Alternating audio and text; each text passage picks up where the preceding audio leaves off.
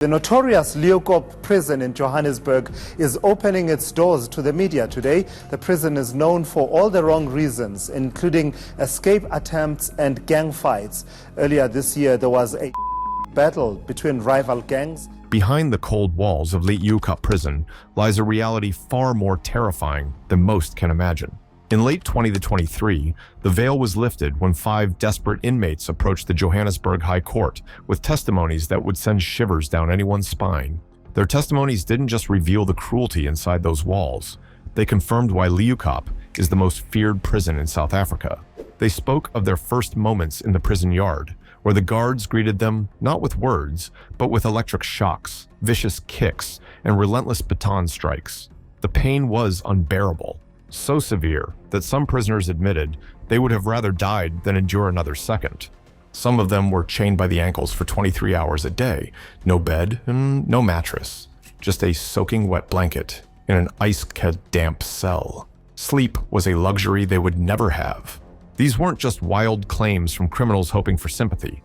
A psychiatrist who examined all 5 inmates confirmed what their bodies and minds already knew: deep psychological scars, post-traumatic stress disorder, and trauma so profound that even freedom wouldn't erase it. And yet, these accounts barely scratch the surface of why Leeuwkop has earned its reputation as South Africa's most feared prison. The true depths of this institution's darkness run far deeper than most dare to imagine. This is the horror story of South Africa's most feared prison, Leeuwkop Prison. Leeuwkop Correctional Center, established in the early 1960s, was built on a tranquil farm in what is now the affluent northern suburb of Sunning Hill, Gauteng. The facility was designed to accommodate approximately 3,000 sentenced prisoners, comprising a juvenile section for younger offenders, 2 medium security prisons for inmates convicted of serious offenses with substantial sentences remaining, and a maximum security prison for adult prisoners requiring the highest level of security. The South African prison system's chronic overcrowding has hit Leeuwkop particularly hard. By 1997, occupancy rates soared to a staggering 137%, forcing human beings to live stacked upon each other in conditions unfit for animals. And overcrowding is just the tip of the iceberg. When you pack people together like this, everything breaks down: sanitation, food supply, healthcare, and most importantly, safety. Where there's overcrowding, gangs thrive. But before we get into that, let's take a step inside and see what a day in Leeuwkop actually looks like. For many inmates, the day begins long before sunrise, not because they wake up early, but because they never really sleep. True rest is a luxury here. Nights are spent in a state of hyper-awareness, ears tuned to the sounds of danger lurking in the dark. If you don't belong to a gang, you're on your own, hoping you'll make it through to the morning. After guards do their head count in the morning, breakfast is served. The breakfast is more of an insult than a meal, a bowl of watery porridge or stale bread with weak tea. It's barely enough to keep a man standing. But here, hunger is just another punishment. If you're in a gang, you eat better. For everyone else, starvation becomes part of life. After breakfast, inmates are confined to their cells as guards prepare for the day's work assignments, security sweeps, and rehabilitation programs. When the cell doors finally open, the prison divides itself along invisible lines of power. Some inmates shuffle off to work in the kitchen or laundry. Others attend rehabilitation programs that feel like nothing more than a cruel joke in a place where violence rules. But in maximum security, none of that matters. Gangs run the show. Every move, every word, every glance has consequences. Step out of line, and you'll pay for it in. The afternoon brings a brief illusion of normalcy. Some prisoners find solace in religious services. Others escape into books or board games, trying to shut out the reality around them. But beneath the surface, the prison's black market is thriving. Weapons and contraband flow freely, often smuggled in with the help of corrupt guards, willing to trade their morals for a quick payday. Dinner comes early, another plate of pap and beans that tastes like monotony. By now, those without protection have learned to make themselves invisible. They move like ghosts, avoiding eye contact and staying out of the way. As the sun sets and they return to their cells, they know the real nightmare is about to begin. At night, Leeuwkop becomes a different world. With fewer guards on duty, the prison belongs entirely to its true rulers, the gangs. Darkness becomes a cover for settling scores. Debts are paid in grudges are settled with. Here, there is no such thing as safety. Justice in Leeuwkop is swift and merciless. A whispered threat can turn into a fatal stabbing. A minor insult can lead to a brutal beating. The weak, the loners, the ones without protection, they are prey. In Leeuwkop, survival isn't guaranteed. It isn't the guards who decide who lives or dies. It's the gangs, the infamous number gangs. The 26s, 27s, and 28s aren't just part of the system. They are the system. They control everything: food, protection, survival itself. For new inmates, the choice is simple but terrifying: join or suffer. But joining isn't salvation. It's just a different kind of sentence, one ruled by ancient codes of violence. Disobedience is not an option. The 26s don't rely on brute force. Their weapon is control, and every form of contraband inside Leeuwkop. They know which guards can be bribed, who can be manipulated, and how to run an empire from behind bars. Every deal, every exchange, every favor comes at a price. But with money comes danger. Someone has to enforce their rules, make sure debts are paid, and ensure loyalty isn't just a word. That's where the 27s come in. If the 26s make the deals, the 27s make sure nobody breaks them. They are the law inside a lawless world, and their justice is written in scars. A stolen package, an unpaid debt, or a whisper of disloyalty demands punishment. And the punishment is never light. But they don't without reason. That's a job reserved for the most feared of all, the 28s. The 28s are not just a gang. They are a reign of terror. They control not just territory, but people. In their world, power is everything, and submission is the price of survival. The 28s are divided into two groups: the soldiers, who fight for dominance, and the Wi-Fi's, wives, who are forced into submission. Their rule is absolute, their violence unchallenged. A prisoner without a gang is nothing but prey. The number gangs circle new arrivals like sharks, watching for hesitation, for weakness.